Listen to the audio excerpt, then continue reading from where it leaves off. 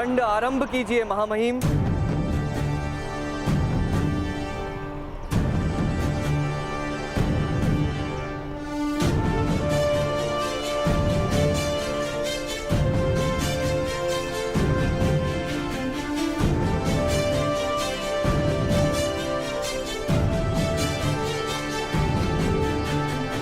पितामह,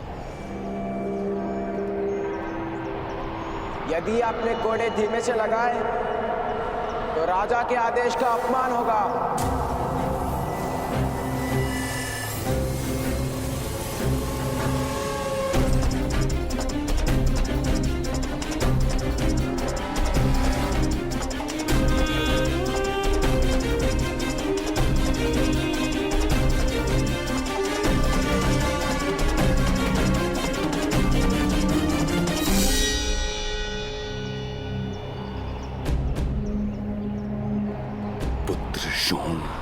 मुझे क्षमा करना।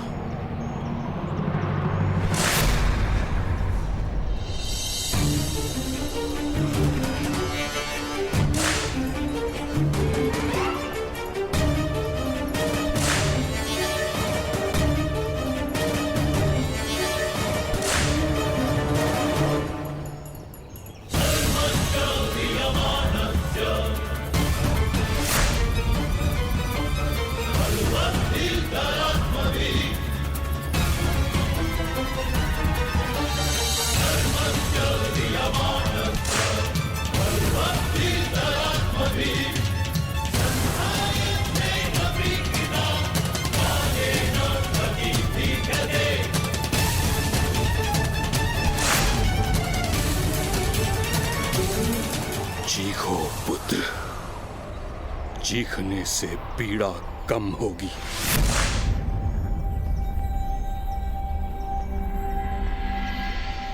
जब पीड़ा सहनी है तो कम क्या और अधिक क्या।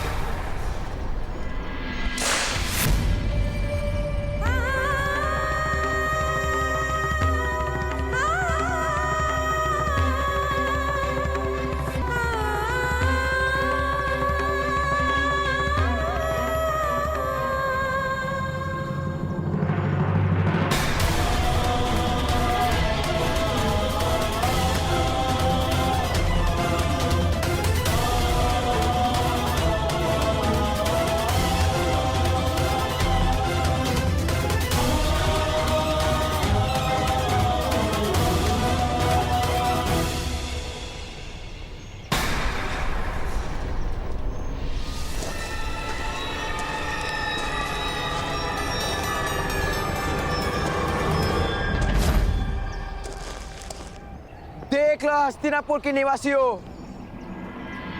इन सूत के पुत्र ने एक राजकुमार पर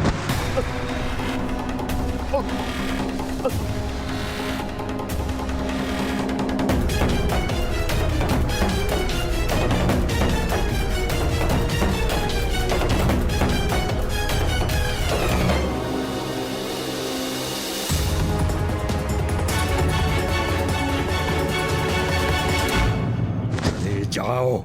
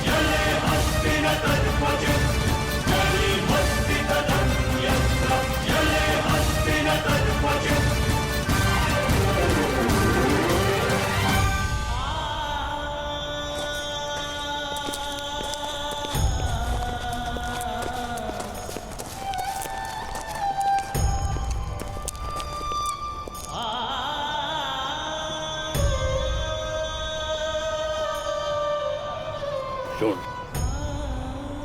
तुम्हारा धैर्य अद्भुत है। इतनी पीड़ा सहने के पश्चात मौन रहने का कार्य सामान्य मनुष्य नहीं कर सकता।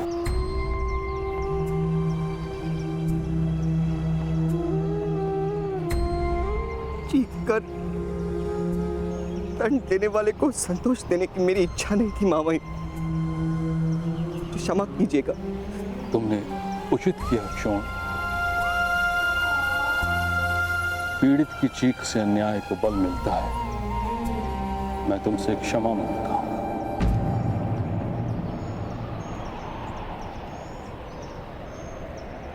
तुम्हारे परिवार से क्षमा मांगता हूं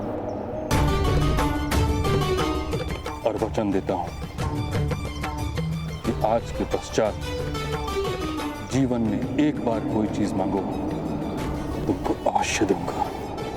मैं वचन देता हूं, मैं कभी आपसे कुछ नहीं मांगूंगा। पीड़ा का व्यापार नहीं करना मुझे।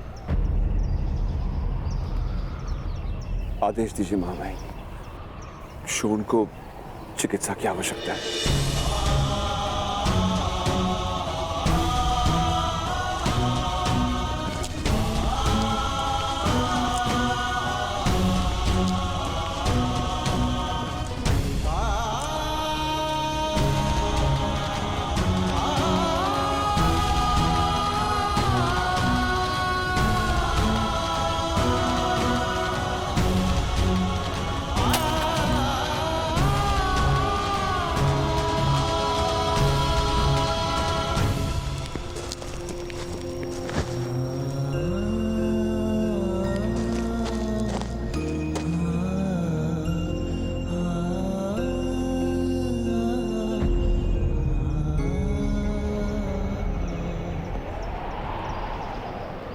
चलो कर्ण।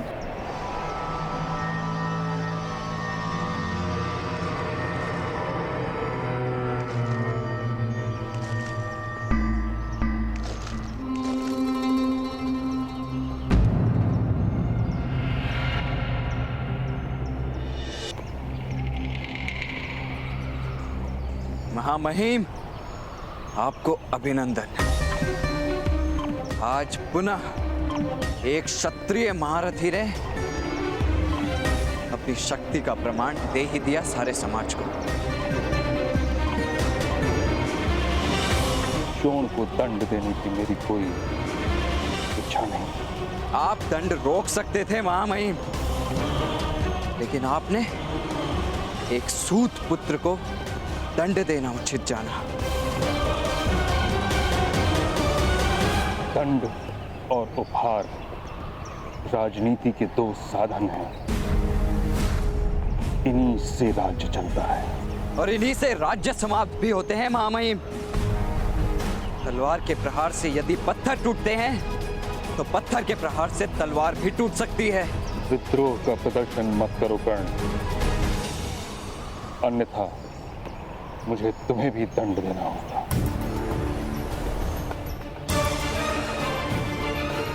क्षमा कीजिए महामहिम, मुझसे भूल हो गई। आज दंड भोगने की मेरी इच्छा नहीं। वसंत पंचमी के दिन इससे भी बहुत अधिक पीड़ादायक दंड मुझे प्राप्त होने वाला है। आपको विस्मरण हो गया? वसंत पंचमी के उत्सव में आप स्वयं मेरे रथ में विराजमान होने वाले हैं। आज के बाद मुझे प्रतिक्षण उस दिन की प्रतीक्षा रहेगी। उस दिन मुझे प्राप्त होने वाले दंड की प्रतीक्षा रहेगी। उस दिन या तो मेरी मृत्यु होगी या एक योद्धा निकलेगा।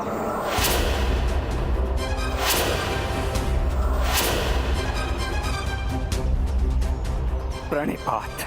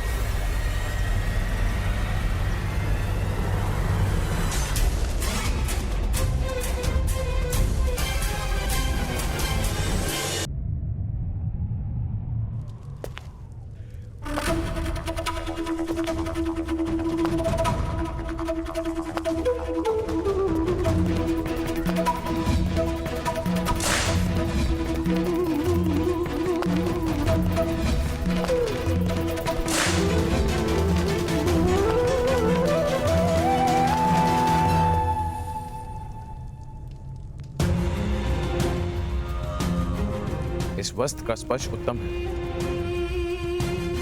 इसका उपवस्त्र निर्मित करवाओ।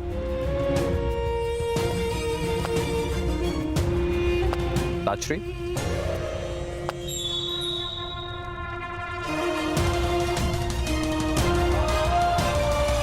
जो वस्त्र हम धारण करते हैं वो दूसरों को दिखते हैं धृतराष्ट्र। क्या तुम कभी ये जान सकते हो कि तुम्हारी छवि इन वस्त्रों में कैसी लगती है, प्रिय या नहीं?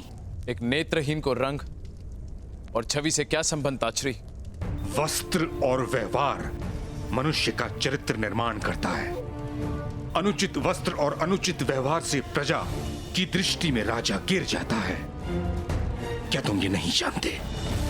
नेत्रहीन होना दुर्भाग्य है, किंतु मन, बुद्धि और हृदय से दृष्टिहीन होना अपराध है। आज राज्यसभा में पुत्र प्रेम के कारण तुमने एक सूत के बालक क्षोण को दंड दे दिया और यह स्थापित कर दिया कि इस राज्य में किसी को न्याय नहीं प्राप्त हो सकता। न केवल ये, बल्कि तुमने अपने पुत्रों को यह विश्वास दिला दिया कि वो हर प्रकार का दुष्कर्म करने का अधिकार रखते हैं। यदि दंड ना देता तो राजकुमारों का अपमान इस समाज की रीत बन जाती ताजश्री। दंड के आधार पर सम्मान तो प्राप्त हो सकता है, किंतु उत्तम व्यवहार से समर्पण प्राप्त होता है और इस समय राज परिवार को समर्पण की आवश्यकता है, सम्मान की नहीं। बल के प्रयोग से ही समर्पण प्राप्त होता है ताजश्री। बल से विद्रोह उत्पन्न होता है, इतिहास साक्षी है। अगर इतना सरल सा सिद्धांत तुम्हें समझ में नहीं आता तो तुम राजा बनने के योग्य नहीं हो।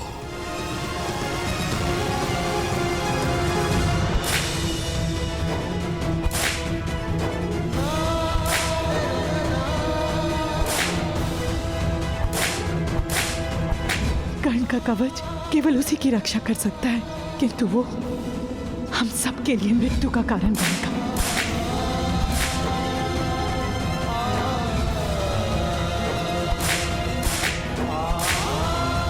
सूत धनुष का स्पर्श करता है, उसका हाथ काट दिया जाता है। अपराधी 10 कोड़े मारने का आदेश है।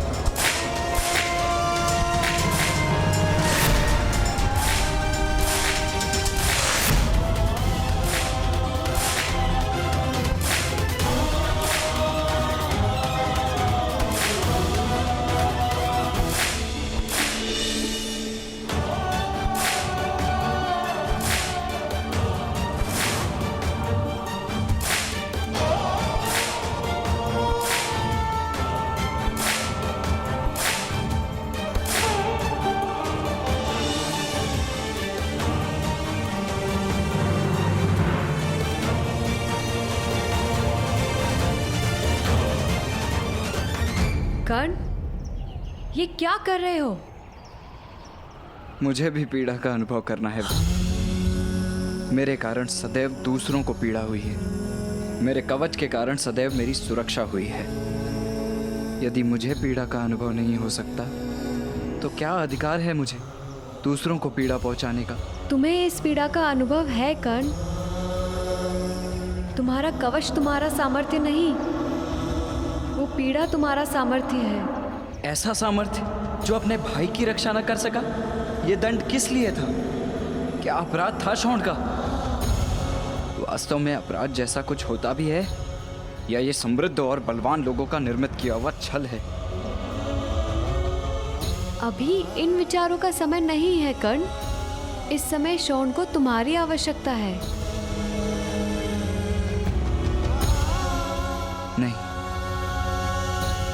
नहीं, मैं घर नहीं जा सकता वृषाली। मैं शोण की पीड़ा नहीं देख सकता। उसकी देह पर पड़ने वाला एक एक घाव मेरे हृदय को चीर रहा है। अब उसकी एक एक चीख से मुझे मृत्यु की इच्छा होगी। आज प्रथम बार ऐसा प्रतीत हुआ कि मेरा समग्र जीवन एक कारागार है। मुक्ति केवल एक कल्पना है, स्वतंत्रता एक छलावा है।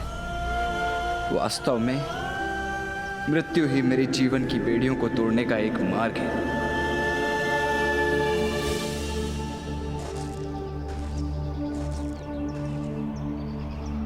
हताश नहीं हो सकते कर्ण।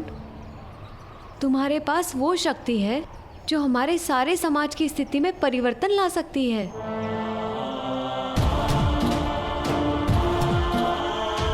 चलो कर्ण, शॉन की पीड़ा से भागो मत, उसे देखो, उस पीड़ा को अपना परिचय बना लो।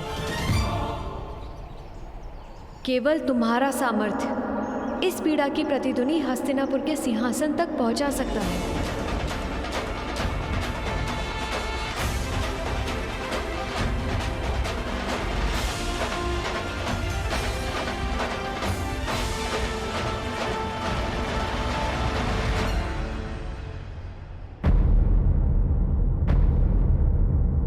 मैं जाकर पांडु को आदेश देता हूं कि अपने ज्येष्ठ पुत्र को राज अभिषेक के लिए शीघ्र ही।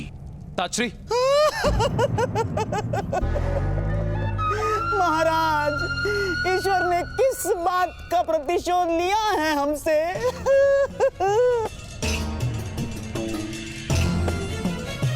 क्या हुआ शकुनी? ऐसे विलाप क्यों कर रहे हो? आश्चर्य है महाराज, मेरे गुप्तचरों ने मुझे जो समाचार दिए हैं वो अभी तक आपको प्राप्त नहीं हुए। हस्तिनापुर गुप्तचरों के माध्यम से अपनी सुरक्षा नहीं करता कंधार राज। वह कार्य कायरों का है। स्वीकार करता हूं महामहिम कि मैं कायर हूं, किंतु इस समय महत्व का ज्ञान भी मेरे ही पास है महामहिम। महाराज, वन में महाराज पांडु और महारानी माद्री का निधन हो गया है महाराज।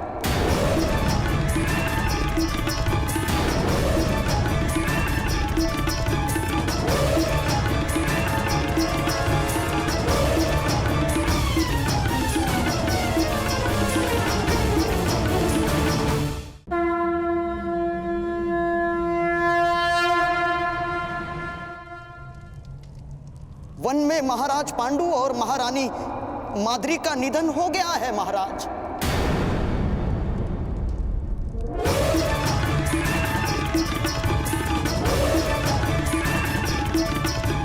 असंभव।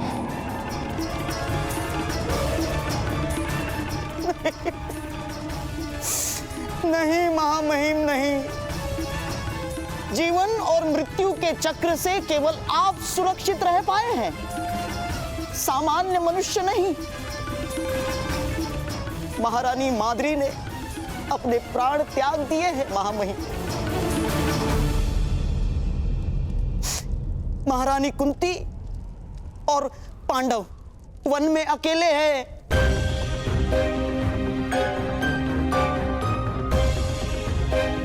बड़ा कठिन हो जाएगा महारानी कुंती और उनके पुत्रों का जीवन।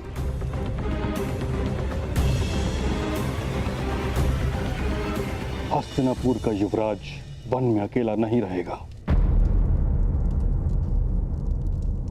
उसे शीघ्र ही हस्तिनापुर लाने का प्रबंध किया जाए।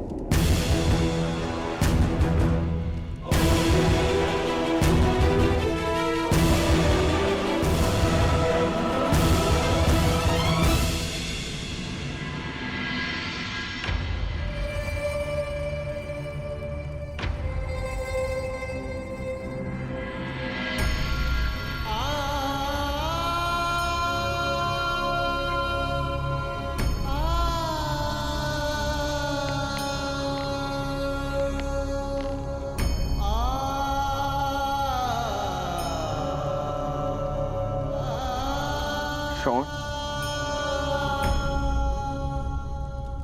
तुम स्वस्थ तो हो ना? 4 लड्डू खाकर आप स्वस्थ नहीं रह सकते। मैंने तो 10 कोड़े खाए हैं। मैं किस प्रकार स्वस्थ रहूंगा?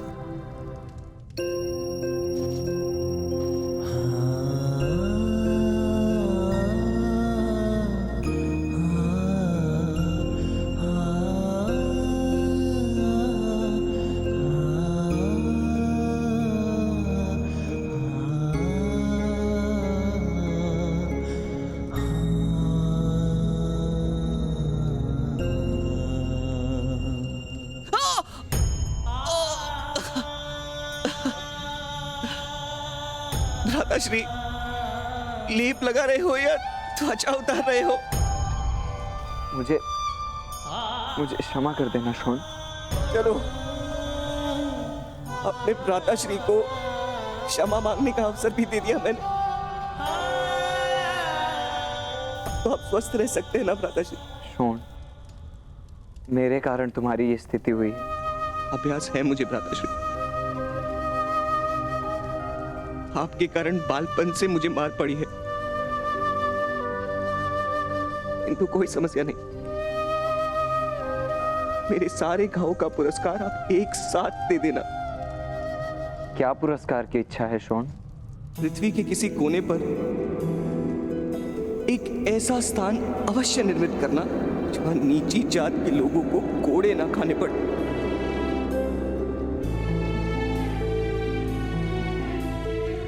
और वहां मेरे लिए एक बड़ा सा भवन निर्मित करना।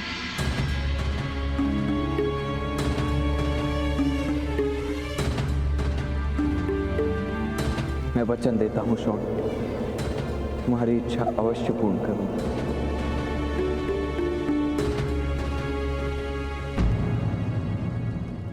तुम्हारे एक एक रक्त बिंदु का प्रतिशोध लूंगा मैं।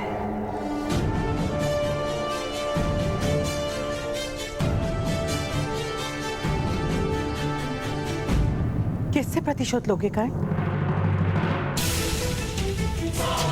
सबसे, किंतु सर्वप्रथम प्रतिशोध लूंगा महामहिम भीष्म से।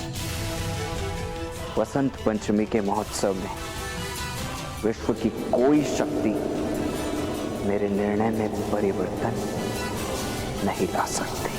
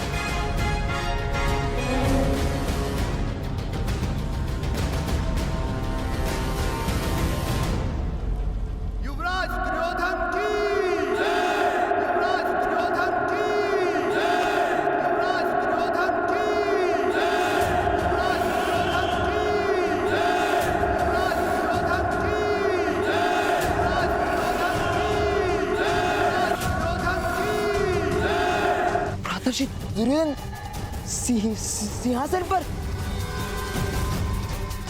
होने वाले महाराज विराजमान है।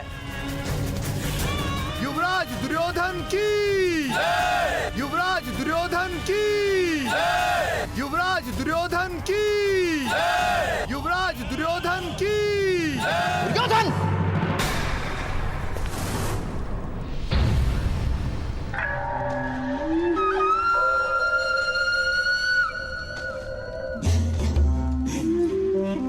यदि इस घटना के समाचार भीष्म और विदुर को मिल गए तो तुम्हें दंड अवश्य मिलेगा। पुत्र, इस सिंहासन पर तुम्हारा अधिकार नहीं ना। आज नहीं है मामाश्री, किंतु कल अवश्य यह सिंहासन मेरा ही होगा।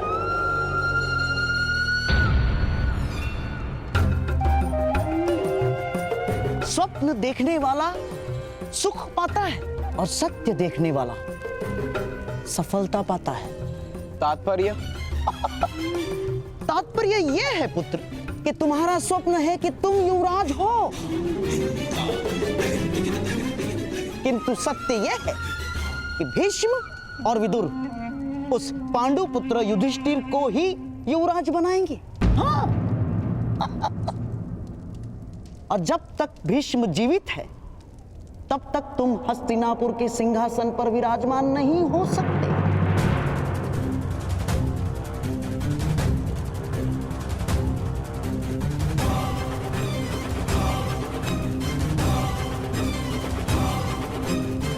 किंतु भीष्म पितामह को इच्छा मृत्यु का वरदान है, उनकी मृत्यु होना असंभव है।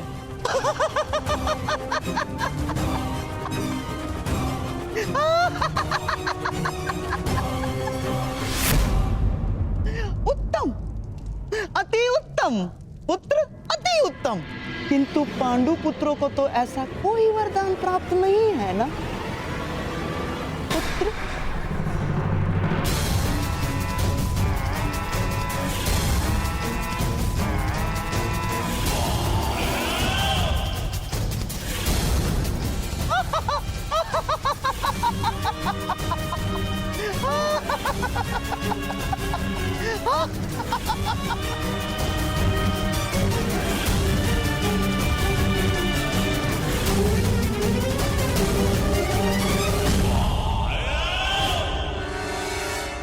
अधिरथ महोदय, यह औषधि शॉन के घाव पे लगा दीजिएगा।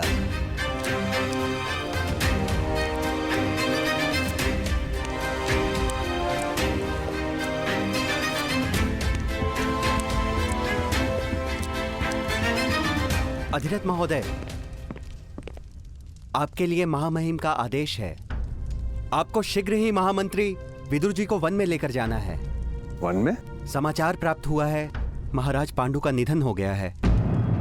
आपको जाकर राजकुमारों और महारानी कुंती को हस्तिनापुर लाने का आदेश है। महारानी कुंती हस्तिनापुर आ रही? यदि ये बालक राजकुमारी की आंखों के सामने रहा तो शीघ्र ही वो लोकलाज की चिंता त्याग कर इसे अपना लेंगे और बहुत बड़ा अनर्थ हो जाएगा। महाराज और राजकुमारी पर लांछन लगेगा। इसलिए इस बालक का राजकुमारी से दूर और गुप्त रहना अनिवार्य है। इसी कारण मैं इसकी रक्षा का उत्तरदायित्व आपको सौंप रही हूँ। भगवान ने राजकुमारी को आश्वासन दिया था कि वो सदैव अपने पुत्र की रक्षा करेंगे। यही कारण है कि इस बालक के पास दिव्य कवच तथा कुंडल है।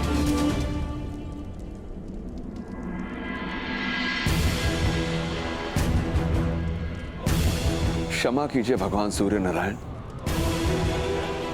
किंतु आप ही का दिया गया हुआ कवच आपके पुत्र का सबसे बड़ा शत्रु बन गया।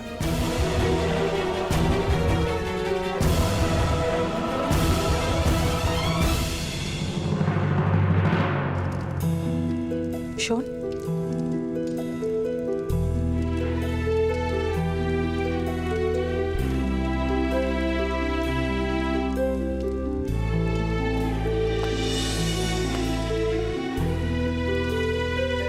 शॉन, बैठने का प्रयत्न तो करो। नहीं भ्राताश्री, अब मैं 1 वर्ष तक नहीं बैठूंगा। शॉन, बहुत पीड़ा हो रही है।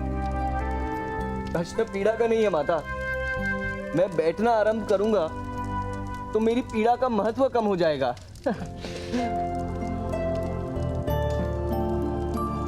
शॉन, तुम 1 वर्ष तक कैसे पड़े रह सकते हो? वसंत पंचमी केवल 1 मास के पश्चात है। मेरी परीक्षा देखने नहीं आओगे? यदि तुम्हारे पुत्र को असंतोष पर कोई अंकुश नहीं तो अधिरथ तुम्हें उसका त्याग करना होगा। बसंत पंचमी के दिन कोई परीक्षा नहीं होगी।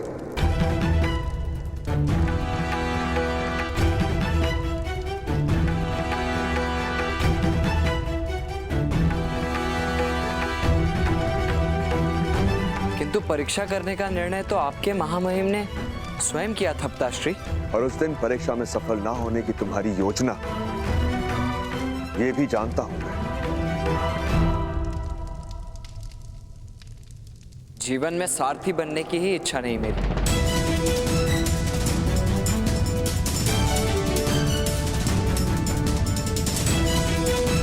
क्या बनना है तुम्हें? धनुर्धारी तो बन नहीं पाओगे। जीवन भर विद्रोह करते रहोगे? जीवन भर तुम्हारी माता को चिंता करवाओगे? क्या तुम्हारे पिता को जीवन भर क्षमा याचना करनी पड़ेगी? तुम्हारे भाई को जीवन भर दंड भोगने पड़ेंगे? ये योजना है तुम्हारी? चिंता करने वाली, क्षमा मांगने वाली और दंड देने वाली परंपराओं को तोड़ने की योजना है।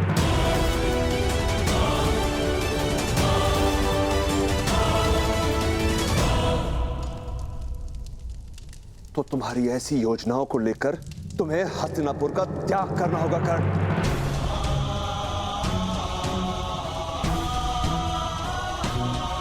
अब तुम्हारा यहां कोई स्थान नहीं है।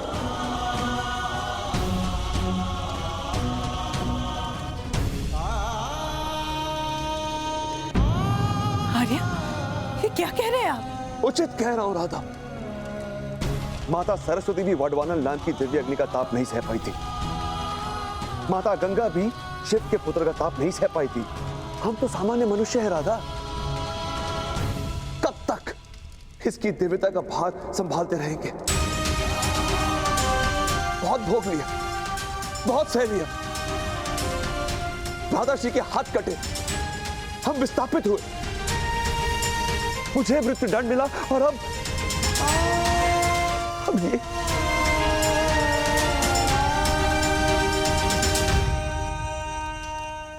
नहीं करण। अब इस समाज में तुम्हारे लिए कोई स्थान नहीं है।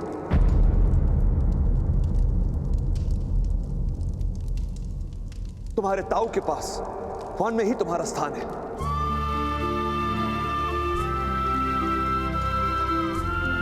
नहीं नहीं आर्य, आप ऐसा नहीं कर सकते। आप मेरे पुत्र को इस तरह निष्कासित नहीं कर सकते आर्य।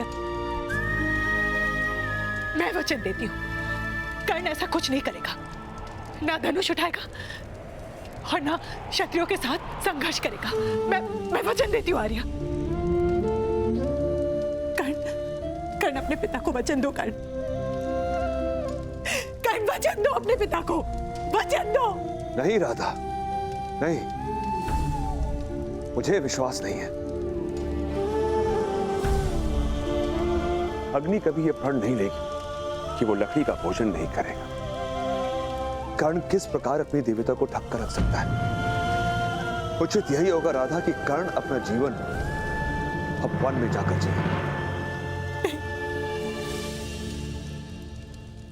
मैं महारानी कुंती और उनके पुत्रों को लेने जा रहा हूं।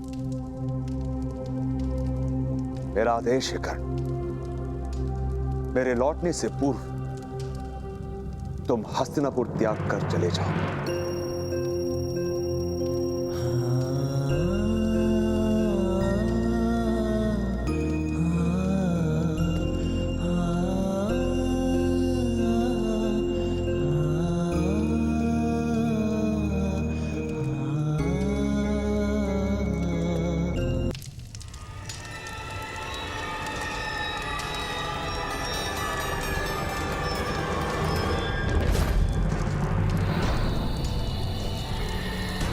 गांधार राज शकुनी,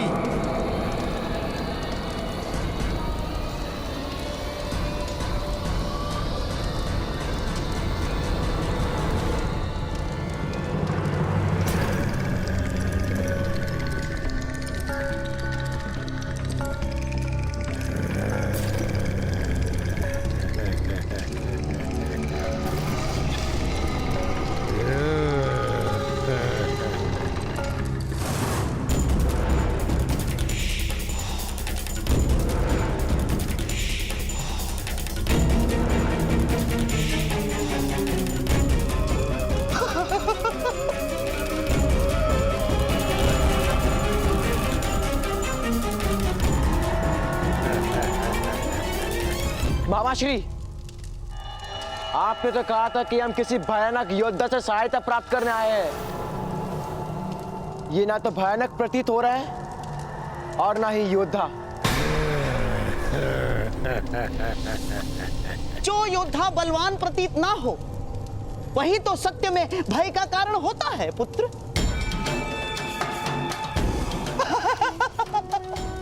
ये है अग्नि पर्व।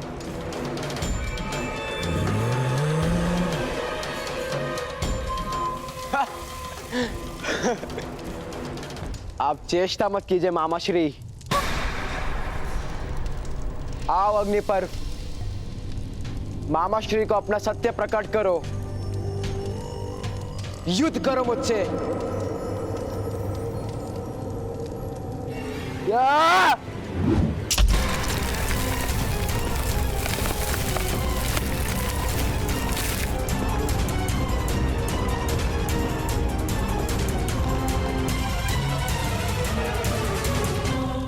राजकुमार दुर्योधन, केवल मनुष्य अहंकार के लिए युद्ध करते हैं, राक्षस तो केवल मूल्य के लिए युद्ध करते हैं, मूल्य के लिए। क्या मेरा मूल्य आप चुका पाएंगे गांधार राज?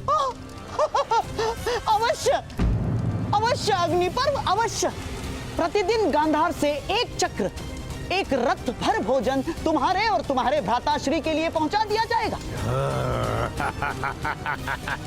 किंतु पांडु पुत्रों की मृत्यु इतनी सरल नहीं होगी, ध्यान रहे अग्नि पर्व। अग्नि पर्व के लिए किसी भी मनुष्य की मृत्यु सरल है।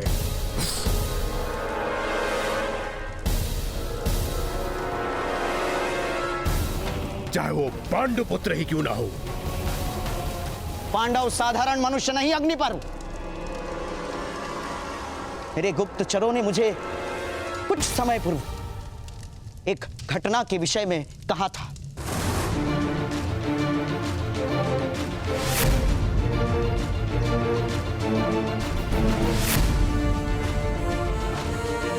उन पांचों में सबसे बलवान है भीम।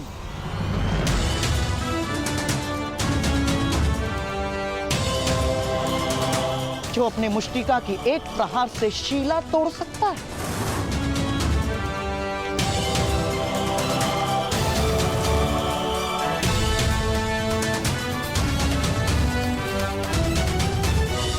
नकुल उन पांचों में सबसे चपल है।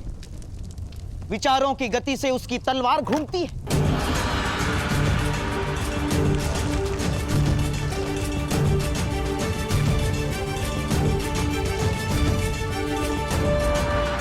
सहदेव की परशु को देखकर स्वयं भगवान परशुराम का स्मरण हो आता है।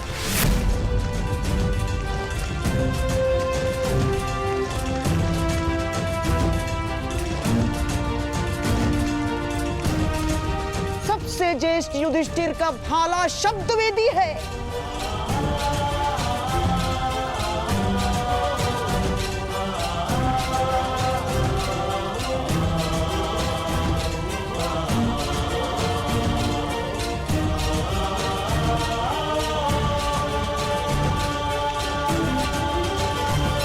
किंतु सबसे भयानक है कुंती पुत्र अर्जुन।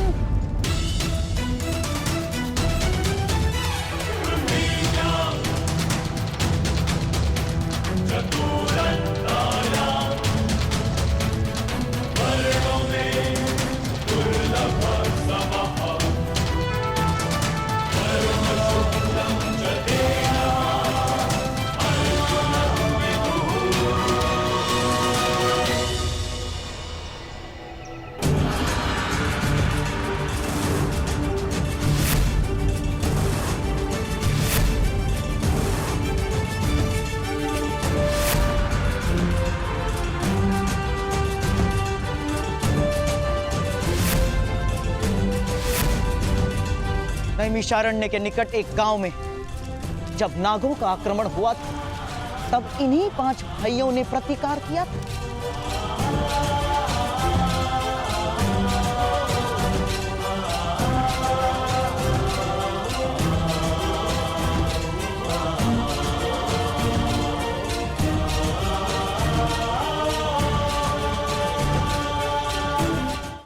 अग्नि पर्व के लिए किसी भी मनुष्य की मृत्यु सरल है।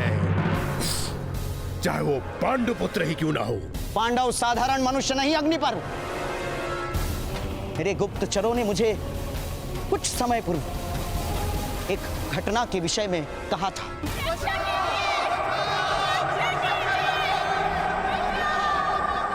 नैमिषारण्य के निकट एक गांव में जब नागों का आक्रमण हुआ था, तब इन्हीं 5 भाइयों ने प्रतिकार किया था।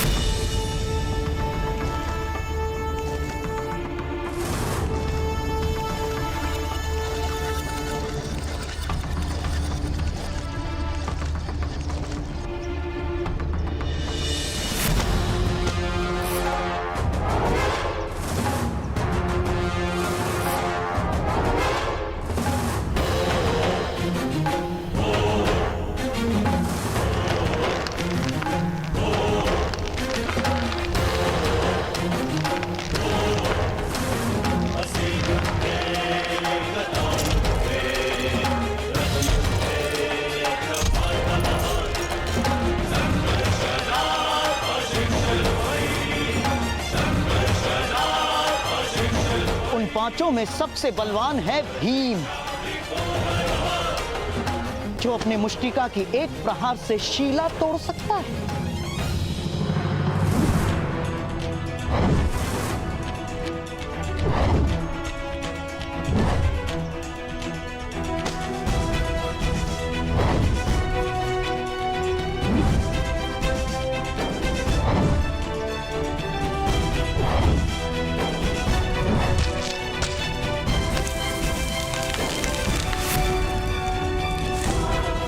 नकुल उन पांचों में सबसे चपल है।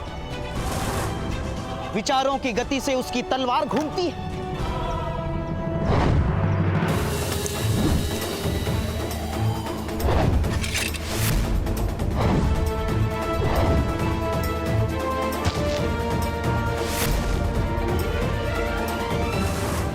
सहदेव की परशु को देखकर स्वयं भगवान परशुराम का स्मरण हो आता है।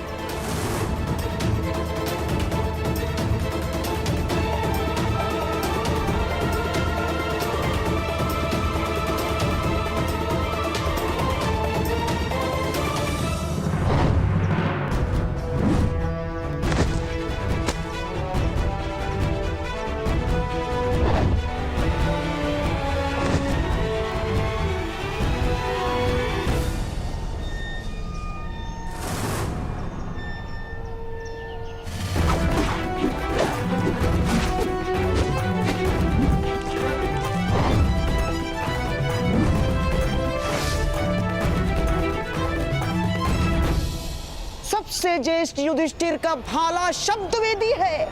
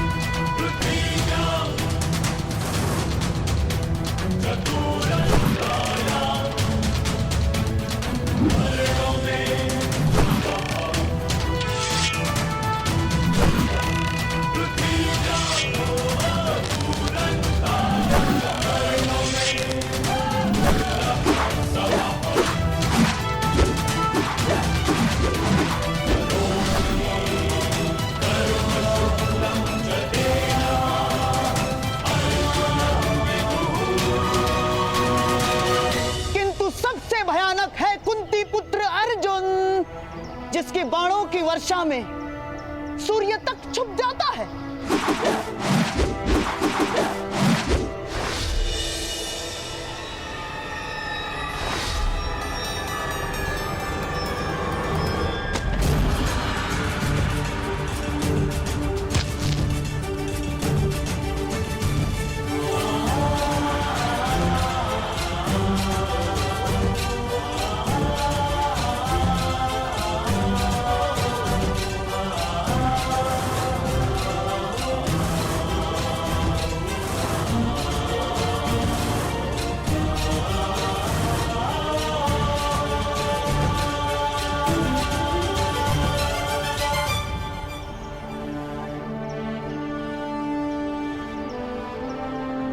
उन पांचों के संयुक्त बल ने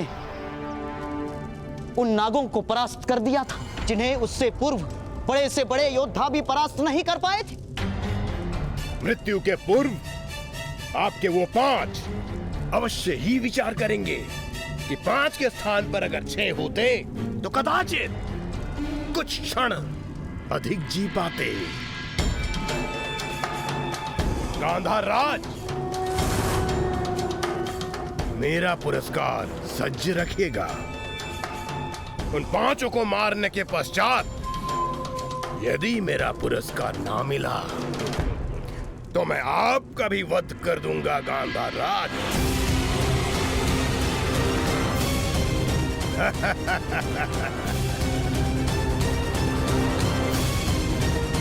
और आपके लिए तो मेरा एक भूख ही पर्याप्त है।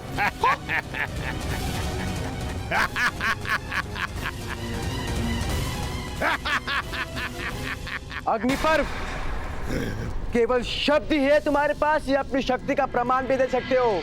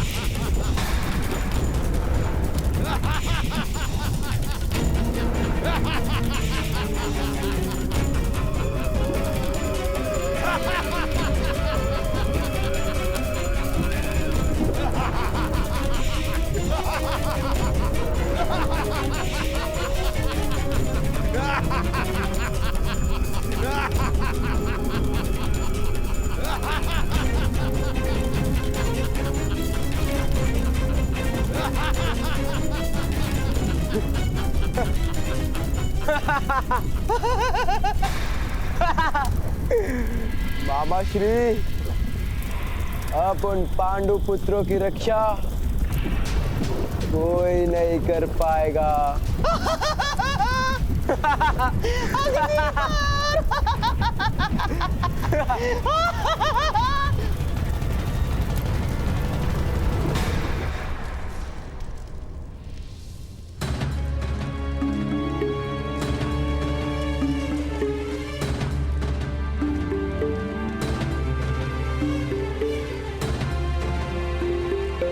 तुम्हें इसकी आवश्यकता होगी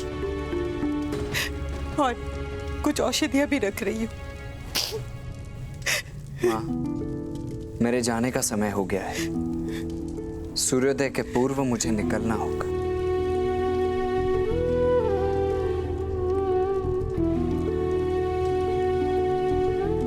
अभी तुम्हारी सारी वस्तुएं एकत्र नहीं हुई है कर्ण।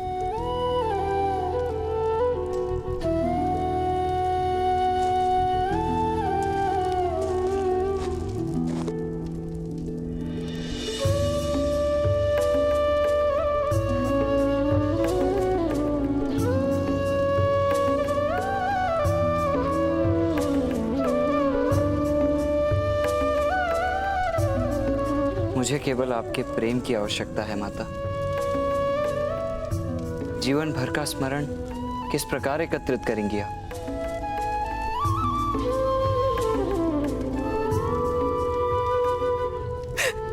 मत जाओ पुत्र, अपने पिता के आदेश का विरोध कर लो पिता के आदेश पर तो प्राण भी त्याग दिए जाते, यही सिखाया था ना आपने। किंतु पुत्र, माता का हृदय कैसे शांत होगा? संकल्प से माता। संतान का भविष्य माता और पिता के संकल्प से निर्मित होता है।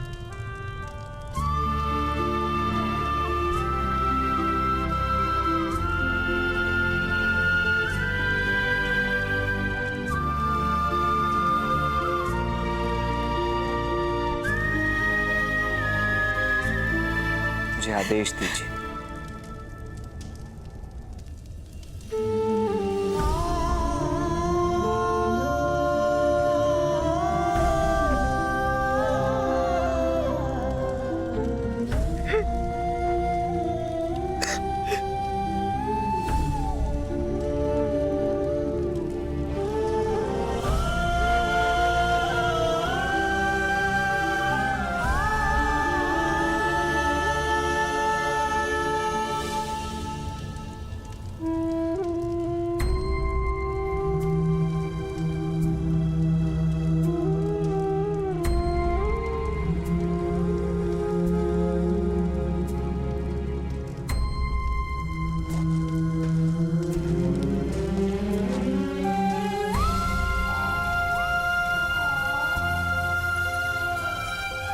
तुम्हें तो अत्यंत आनंद हो रहा होगा मेरे जाने से शॉन।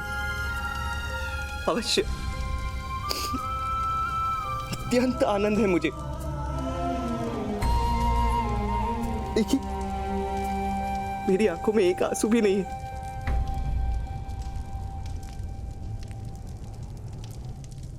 मुकदग्राम की सेना का अब सेनापति मैं बन पाऊंगा और पीठ पर कोड़े भी नहीं पड़ेगी।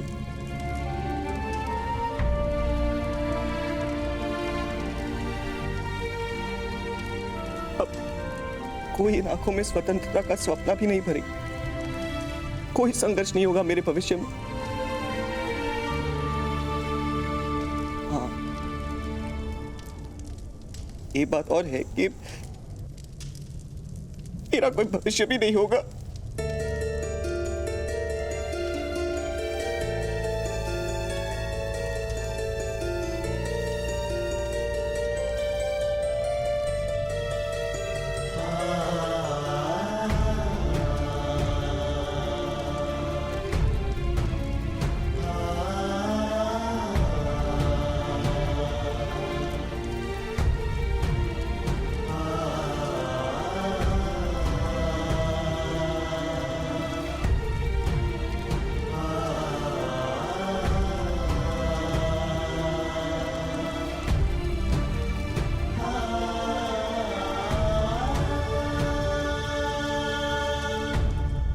आशीर्वाद दीजिए माता।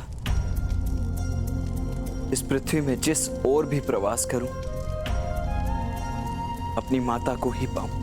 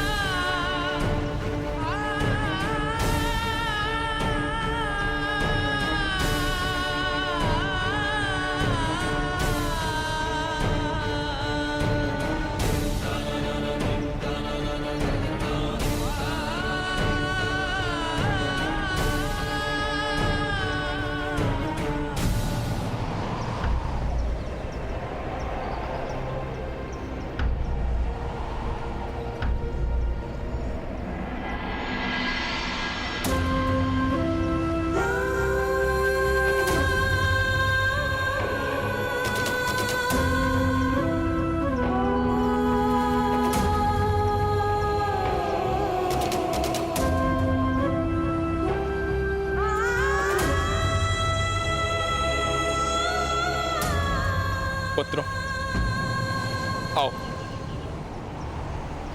अपने पिताश्री तथा माता को अंतिम प्रणाम करो।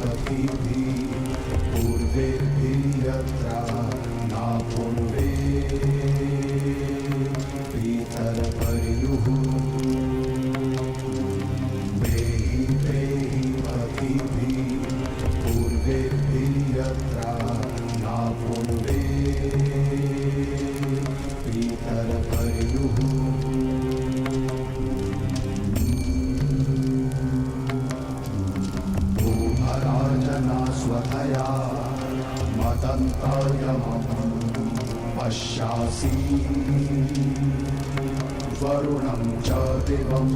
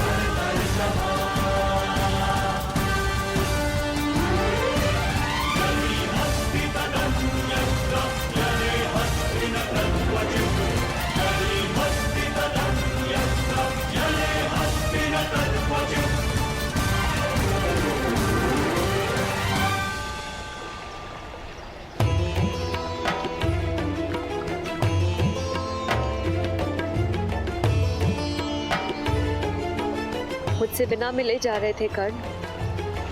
तुम्हें साथ चलने को कहने का अधिकार नहीं?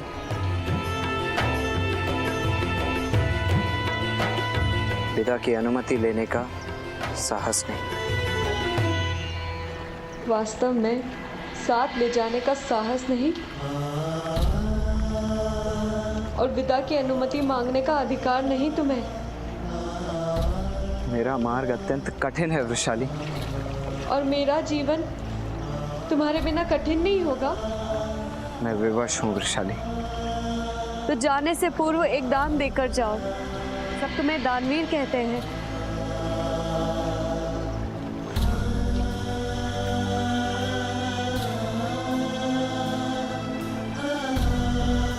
सूर्योदय का समय है वृषाली। प्राण मांगोगी तो देना होगा।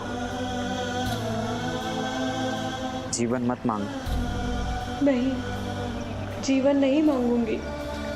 केवल अनुमति मांगनी है, तुम्हारी प्रतीक्षा करने की अनुमति। इतना वचन दे दो कर्ण, एक दिन मेरी प्रतीक्षा का अंत करने अवश्य आओगे।